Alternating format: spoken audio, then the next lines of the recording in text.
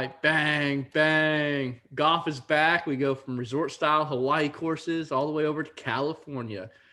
Usually we play 3 different courses. This week we are only playing 2. And yes, the hat says girl dad. Had another girl. We are back in action here. My wife is also happy because we now have 2 girls, and I really want to have a boy. So she wants to have a 3rd kid. So looks like eventually we'll have to pump out the 3rd one.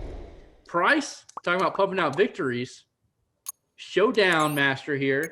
I believe 6 out of the last 7 showdowns, or 5 of the last 6. We've made Five some of the money. last 6. It was a nail biter on Sunday. I even had to make that 7-foot birdie putt on 18, or I would not have won the money. I won the 4-man, the $1,000 first by 3.5 points, and he got me 5.75, and then moved up to 2nd place. Because then when Na made the birdie, I had a Kirk, and the other guy didn't, so I lost the points for Kirk, and luckily that birdie made it up. It's sweating on that one. That's what you call a sweat right there. So we're headed back back to the West Coast here in California. It's gonna be a little bit different this year due to COVID. So it's usually the cut in the past has been after 54 holes but now it's after 36 instead. No pro-am, aka only the pro players are playing. And it's going to be a little different because one of the courses is going to have the shot tracker, so we can do a lot of the in-tournament stats and really break down some of the showdowns. Also, Hatfield one day is going to play on the easier course. Now, the easiest course of the 3, they're not going to play on at all this week. Then the harder course, the stadium course, because it has a little bit more bunkers, a little deeper, a little bit more hazards to get into. Still an easy course, though. The other half of the field is going to play, and so they're going to flip-flop that. And so you might be taking an advantage, trying to stack up people on the easier course one day and then stacking them up again the next day. Price has done that past, and did that work for you? Do we have the glitch? It did not work for me because I attacked everybody on La Quinta, and you're always going to have people who fire off low rounds on the other courses. So even though that does play different, I mean, there's still professionals who can go out and fire a 67 on any course if they have everything working for them. Yeah, and in the day, like Adam had one back in 2017. He got a shot of 59 on the stadium course too, right? It wasn't La Quinta, or was it? I can't remember. I don't remember, but I mean, it's golfers especially the upper echelon who are actually in this tournament. If they have all aspects of the game clicking, they can fire off low rounds like that. Yeah, for sure. So let's jump into it. To start with, though, is there anything metric that you're really looking for? I think it's going to be birdie fest here. You're going to have players that go low. Putting is going to be very important. So I'm going to put stroke gained putting in my model. Par 5 scoring is important, but birdie rate, my opinion, is one of the most important stats. What about y'all? Yeah, I'm going approach. I think par 3 scoring will be crucial here, just because the way that the layout is, it's easy to score. So being able to score on the par 3s. I did opportunities gained, which obviously is a metric for scoring, eagles, birdies, that kind of thing. And then I put putting in there as well with a couple other outliers. But the biggest thing here is putting yourself in good position to make the birdies. So good off the tee, good approach. And then, sometimes the putter's hot, sometimes it's not. And so obviously you just want to give yourself those opportunities. I always have approach as my highest weighted metric, just because I'm a firm believer in the better you are at approach, the more opportunities you have to score, which translates to lower scores in general. But I have that, and then the proximity from 150 to 175 because it's a second shot course, especially on stadium. It's a Pete Dye course, which is notorious for not being as long and making sure you have to club down off the tee or hit very accurate drives and then have a good second shot into the green. Yeah, a couple other things to look at is short courses, like Price said, and also easy courses. And there's not a lot of penalty for the fairways. It's pretty open. So the scoring environment, just to let y'all know, there's a little bit difference. The stadium course is the tougher course, and then you have the Nicklaus course. So the Nicklaus course, you have 0.43 for eagles, where the stadium is 0.34. Birdies there's two difference there, 18.9 versus 16.6. So as you can see, in the stadium course, there's over one more bogey. as opposed to Nicholas. So there's decent difference in scoring. So if you do want to do those showdowns, didn't work for Price last year, but it's kind of appealing to me. I think I'm going to go that route and check that out. But let's get into. Let's not waste any more time. But before we get into all our players from the different ranges, be sure to comment below, leave a like, subscribe, follow us on all of the socials. Twitter and Facebook is where we are active. The DFS Dads, and let's go win one of those 4-man tournaments this week again, Price. And let's have you start off with this top range. There's a few good notable players this week. Actually, there's a lot of good players. John Rahm did withdraw, but you have Brooks up there. I don't know. Is he trying to score, or is he just trying to get back in form? That's something we might have to debate. But where are you at of this top of the range here? BK. Uh-oh. He's by far stands out to me. He's the only person above 10,000 I would use this week. He rates out great on metrics. The only thing he struggles at is putting, but on approach, he's fantastic. Proximity, he's fantastic. Opportunities gained, he's 6th. Tee to green, he's 4th. DK points, he's 7th. Sign me up. I'm going to use Brooks. He's going to come out and, like you said, pretty much, I know you talked about majors, but any other tournament, he has to worry about what, 15, 20 golfers tops? And if his game's working, he's going to win. Yeah. His win equity is through the roof. That's for sure. Especially with the Rahm withdrawal. Yeah, for sure. Cantlay's a great golfer, but him being above Brooks, I don't know. Do you agree with that logic from DraftKings? I mean, he won the Zozo, 17th at the Masters, and then he finished 13th at the Tournament Champions. So he's done okay. He would have done very well at the Tournament Champion, except he was awful on approach, it's not like him to do that. So I can see him just because Brooks hasn't played in a few months. I mean, last time Brooks played was December when he missed the cut and then withdrew from everything because he had to have surgery. So, I mean, Cantlay's good, but I do think Brooks should be priced higher than him. Where are you at, Dustin? Yeah, Brooks rates out really well in my model as well. Really the only thing that he doesn't is the fairways gained, but that's not something I think he's not going to be trying to bomb it like he would at some of these other courses. So I really like him as well. And in a field like this, I mean, you see Kevin Na at 9,200, which I know he just won and he's been playing pretty well, but to see him that high is like kind of crazy to me. But yeah, I like Brooks. Like you said, Cantlay, really good form coming in. Brooks played really well up until that missed cut, 5th at the Houston Open and then 4th at the Masters. So kind of use that as an outlier. Obviously he had surgery, but he wouldn't be playing in this if he wasn't fully healed up. And, it's kind of one of those things that he's a world elite golfer.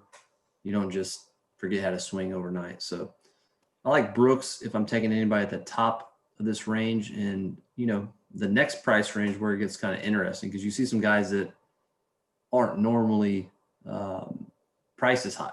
And so, you gotta take a stand. Am I going with Brooks, even though he's higher compared to some of the, like a Brooks at 10.8, and then you go down and Kevin Na at 9.2 or Ricky Fowler at 93.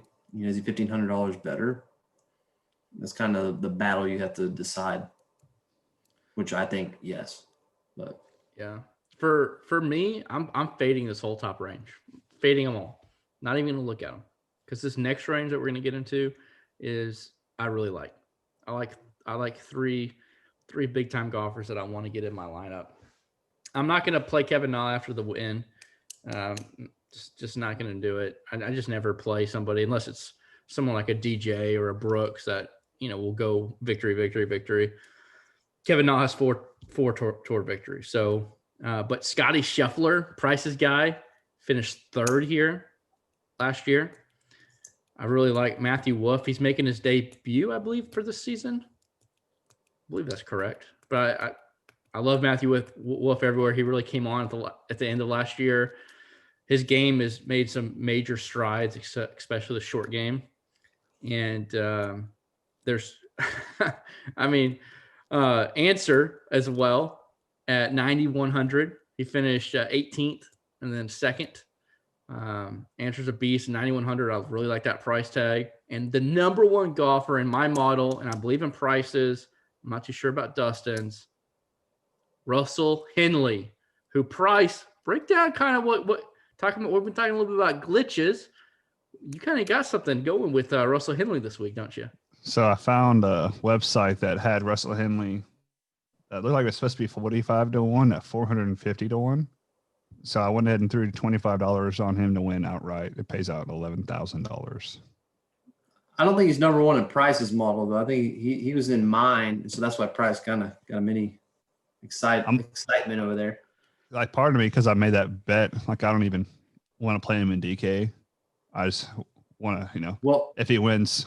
The other part of you wants to play him, though, right? Like, here's the problem, though. Here's the problem. Should have bet 50, not 25. Number one in my model, 3 straight miscuts here. Oh boy. 3. So it's that's kind of like, hey, what's usually you have the pro-am going on. It's a little different atmosphere, maybe. I don't know if that plays into it at all. It does, because it's usually like 7-hour rounds, which is for a pro, it's usually 4.5 tops. So it's always very slow, meticulous, and takes forever. Yeah, so maybe there's some outliers here as far as past tournament history, because it's not exactly the same. Obviously, you're not playing all 3 courses. You're just playing the 2, and then you take out the AM aspect of it. So it's tough though when you got a guy that rates number one in your model and then has 3 straight missed cuts at this tournament though. So. Yeah. I'm not too worried about it with it being the course is easy, so I don't think it just sets up really bad. So I'm not that worried about that. But what about you, Dustin? I think you mentioned Ricky Fowler, 9,300. He hasn't played this year. What are your thoughts on just picking a guy that you don't necessarily know the form he's coming in? And is that overrated, or is that where you can pick up maybe a little bit of leverage because of his price isn't that low? But he is a very popular golfer. I mean, it's tricky, Ricky. You never know what you're going to get with a guy. He has a ton of talent. Hasn't really ever just put it all together for a long period of time, has streaks. I personally not buying it going in at the price he's at. I'd rather take a guy that's in a little better form. Maybe he's played a couple of the past tournaments that I know a little more what I'm going to get than to jump on somebody like him who is just sporadic. Obviously Brooks kind of the same boat, but Brooks is a better golfer, to put it bluntly. So Price, I want to go back to you. I brought up Scotty Scheffler. There's a couple of young guns here from Matthew Wolf and Scotty. Where are you falling with them? And in this 9K range, what do you like and where are you veering away from? So actually 4 of them in here are super young. You got Sung Jae, who's in his 2nd full year. I don't know why he feels old to me. Because he plays 35 weeks a year. Yeah. But Sung Jae, Wolf, Scheffler, and Answer are all young. And I'm not going to play Matt Wolf this week. I do like Scheffler, but Answer is probably my favorite play in the 9K range. I know he hasn't done well his last 2 weeks. 2 weeks ago, he made the cut, but he lost. It was the tournament champion, so there was no cut. He lost like 7 strokes to the field on all metrics, and then last week he missed the cut. So it should suppress his ownership, I would think, especially coming in off 2 bad tournaments in a row. I mean, last tournament, his putting is what did him in. He was -3 strokes putting, and his approach, his around the green also was -1.5. So other than that, he actually was gaining strokes tee to green, off the tee, approach, but it was just around his green and putting. So that's kind of where on showdown type of atmospheres where we want to fire away, don't we? Yeah, depending on how he plays Thursday. As long as he doesn't completely crap the bed on Thursday, I think he'd be a good choice to go attack and showdown because his game fits these courses. Okay, now let's get down to this next range. I'll even let you talk on my favorite golfer of all time, Cam Champ. And then anybody else you like in this 8K range. Mr. Adam Hadwin with the 59 himself in 2017, all the way down at 8K. My boy Sammy Burns and Siwoo Kim. We got a lot of action here in this 8K range. And then Mr. Paul Casey, who misses the cut whenever we play him because he gets an 8 on a par 3. There's a lot of fun in this range to look at. I love Siwoo this week. The biggest thing with someone like Siwoo is his entire career, he has dominated Pete Dye courses, and he gets 3 rounds at one this week because he's going to make the cut. So then you get him on the Pete Dye course on the weekend at A200. It's super cheap. He's coming in good form. I mean, he finished 25th last week, 34th at the Masters, and he did phenomenal last week as far as strokes gained, tee to green. And someone who just has the history of playing lights out on this similar style of courses, I want to have a big chunk of. I do like Sammy Burns. I think if I had to pick, I'd go down to Siwoo, but Burns is right behind him. And then the only other 2 people I really like are I like Lanto and Ryan Moore, because Moore is a second shot kind of golfer anyways, and this is a great course setup for him on both of them. And Ryan Moore got 6th last year. He hadn't played in a while over here. I know he's a European guy, ain't he? No, he's not. No, he's not. Why he hadn't played since August?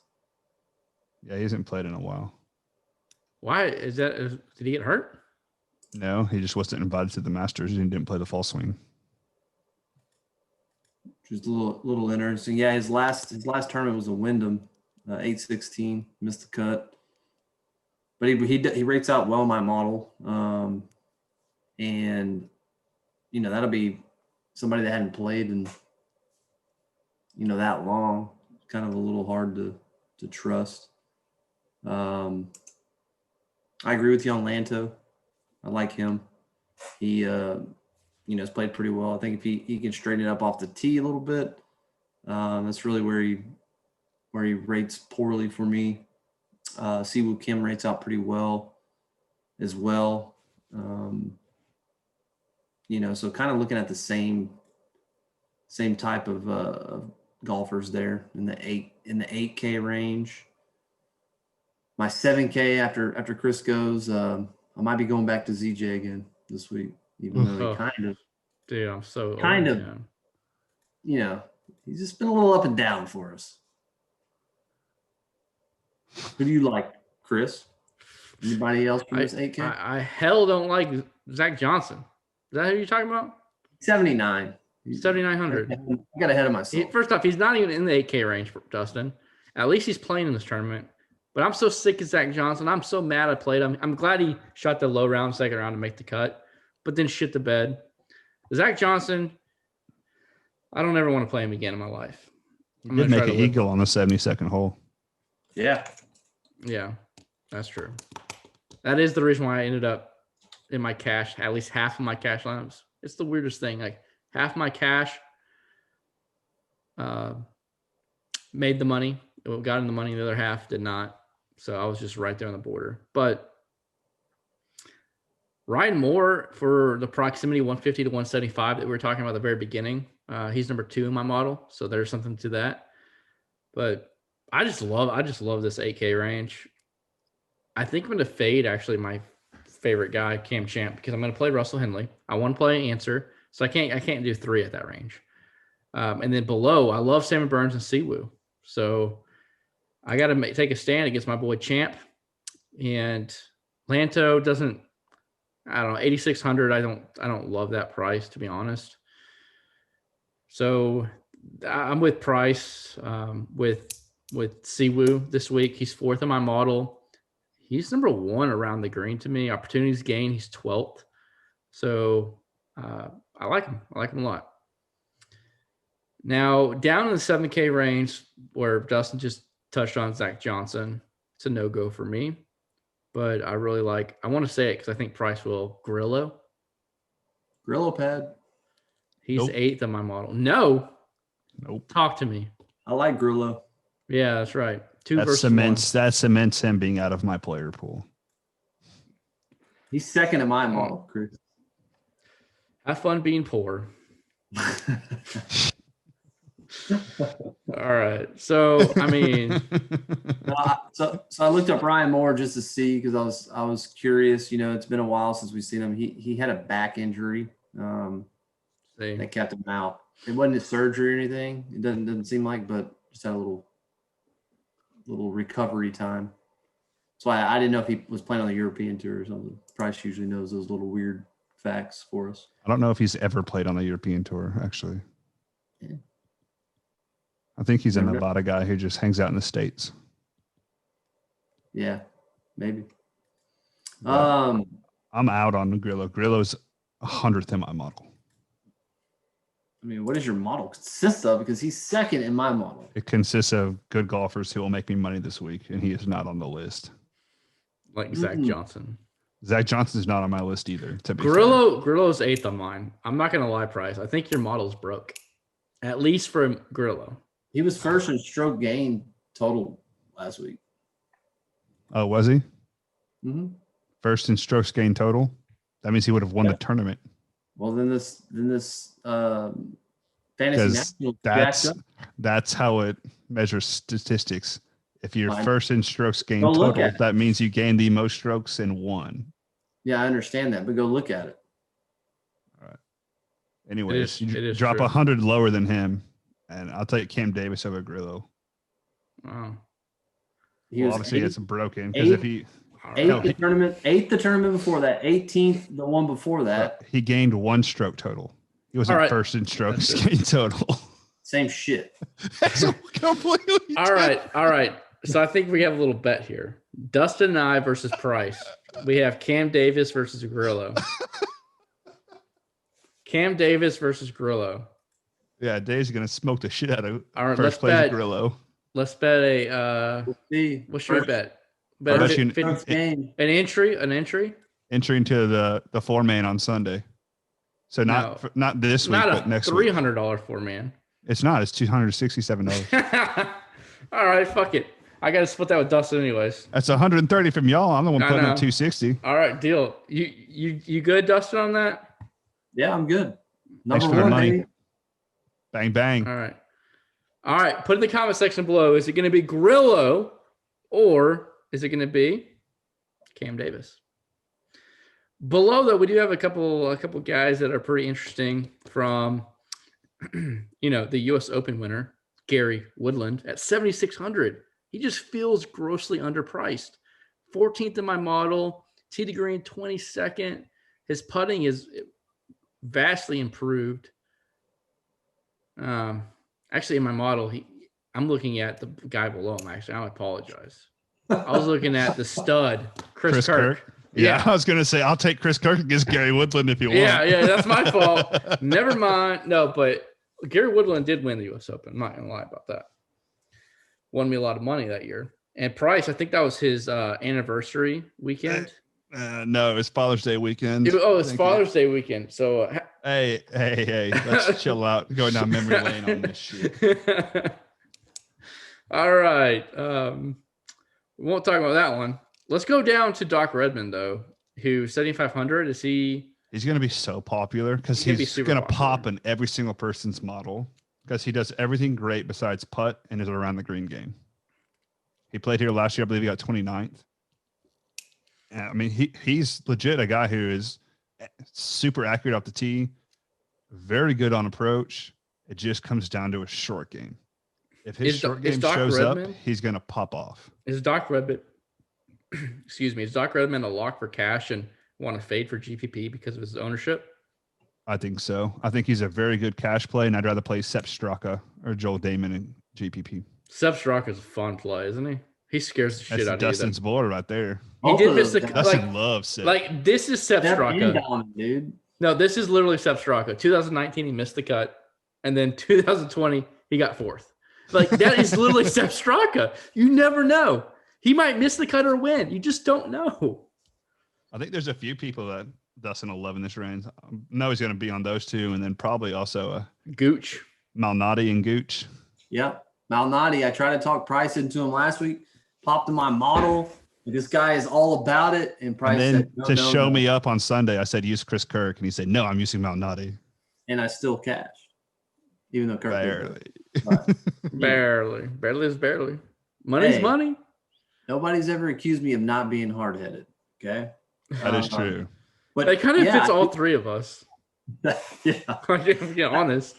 I do like a lot of golfers in this range. I mean, there's just a lot of value. Sepp, obviously, he's really good in my model, the 7th.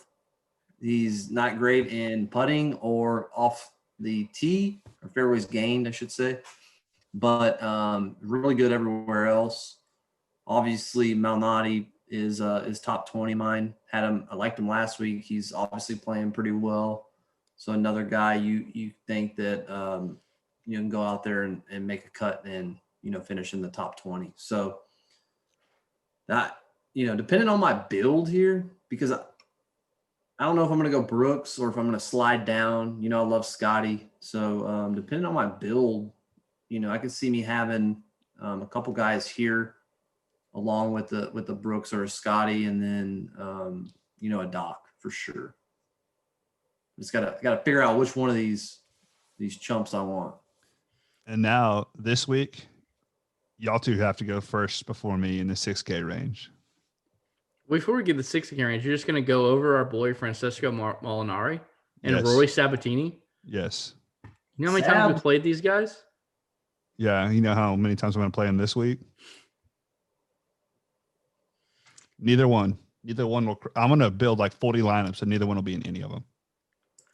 Hopefully it does better than our 40 lineups last week. I still can't believe 6 of 6 got through in cash. And we barely And barely. I guess it was 25%, but so it's usually around 5 to 8% with the new top 65 and in. So it's been a lot tougher. And then to, first full week of the year, we get 6 of 6 through, and I'm like, yeah, boys, we're going to smash. And then it just barely got squeaked. It looked good Saturday, and then Sunday the guys kind of fiddle farted around, but it was funny because we got 6 of 6 through, but our MME was far from great, but that happens. That's why it's an MME. Yep. All right. So before we get down to there, one more player though. I mean, this 7K, like this lower 7K range, exactly at 7K is stacked. Andrew Landry. What about him? He's the only person I would really look at because he has fantastic course history. Bro, 2nd, 28th, and 1st the last 3 years. And if you look at his course history of the tournament before at Sony, he's missed a cut 4 straight years. And round 1, he was, I think, 4 under on the front 9 and then still ended up missing the cut. He shot like 3 over for the tournament. So he has a history of playing poorly at the Sony and then coming into this tournament and playing very well. I think Stroman's interesting too down there. His course history is a little bit sporadic. He's got a couple, top 30 finishes and then a couple missed cuts. But, he does a lot of things well, being down there in that lower range. Maybe a GPP or something like that where probably have low ownership. But he's a guy that rates out decently and has been playing decently coming in. So I think he's worth a flyer. Yep. So I personally feel like with the 7K range, especially the lower 7K range, you don't even need to go in the 6K range. No cop out this week, y'all. I'm not copping out. I mean, there's plenty of good people in the 6K range. All right. Too. I mean, one guy I've been on, Richie, who has done well for me. I rarely play him, but he was 6K. At the beginning of the year, I played him, made the cut, did good things. Last year, he was my sleeper of the week because from 150 yards and par threes, he's a stud at. And that's one metric, like 150 to 175. So at 6,700, he's got 9th here back in 2017. And then he got 29th in 2018. He is 6,700. So he did miss the cut the last 2 years, but he has shown out on this course to make the cut and also finish top 10. So at 6,700, I don't mind him. I'll let Price touch on Jim Herman, his boy Jim Herman. And then there's a couple interesting plays. Like you got your boy Zhang, at 6,500. But I honestly, I'm not looking at that at all. So that's kind of where I am with that range. Do you read? Yeah. I mean, I don't like, I'm kind of in the boat with Chris. Like I like enough of the 7K range guys that I probably won't see myself dipping down here. But Martin Laird might be one that I would look at. I mean, he's right on the cusp. Pretty decent in my model, decent form coming in. I don't know his tournament history here.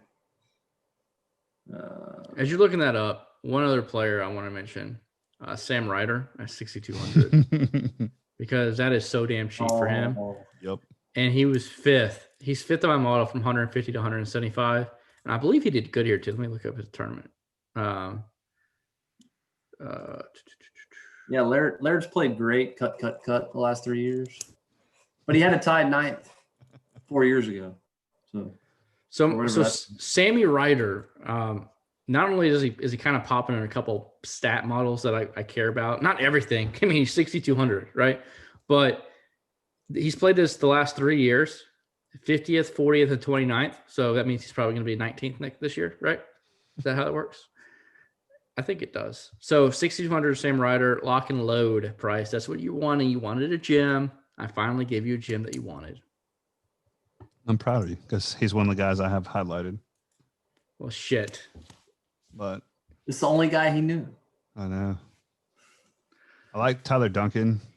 He did miscut 50th, 60th, but he's playing better golf in the last year than he ever has in his career. So at 6,800, he's a good little click. So was Dustin, but I ain't picking him for nothing. Vaughn Taylor, who he's made the cut here 3 of the last 4 times he's played, coming off of 25th at the Sony. So the thing with him is he usually does well in the early events where it's not filled with studs. I like Herman. Herman ranks really high for me. He's a guy who he's just good at shorter courses where you don't have to be super long. And I feel like this is a spot where he can really attack and play his game. Another interesting guy for me is going to be Christopher Ventura. He's only 6,600. He's another young gun. He went to Oklahoma State with Wolf and Hovland. He's a guy who, whenever he catches fire, just turns out low rounds. I'm surprised you didn't talk about old Duff Daddy down at 6,500. I'm over Duffner. He showed up pretty much every time he plays this course. He does very well. And then you took my Ryder talking points. Well, why Ryder besides what everything I said? Anything else? He just rates out fairly well. If you're going to go super cheap. I mean, 6,200 is super cheap. Yeah. I mean, he's pretty good for down there. Or Cameron Percy. Because Percy's either does really great or not good. Him and Oppenheim are about the same for me. And they're both 6,100. I mean, do you feel any need to go down in this range besides like an MME type? No. The only way you do is if you go stars and scrubs. I think a lot of people are going to go balance this week, though. So if you're going to build 20 lineups, sprinkling in some of these guys down here is not the worst idea. I mean, I'm not talking about playing like 10 of them, but you sprinkle in a handful. I mean, 4 or 5 should be good. And then you keep with the value in the 7K range, and you can choose, pick and choose who you want up top. All right, that's going to be it. If you stay this long, I appreciate you, and hit us up with the zang in the comment section below. Let's go make some money. Go to DFS Dads, join up, or you can stay poor, as they say. Just joking. Appreciate y'all watching. Peace out.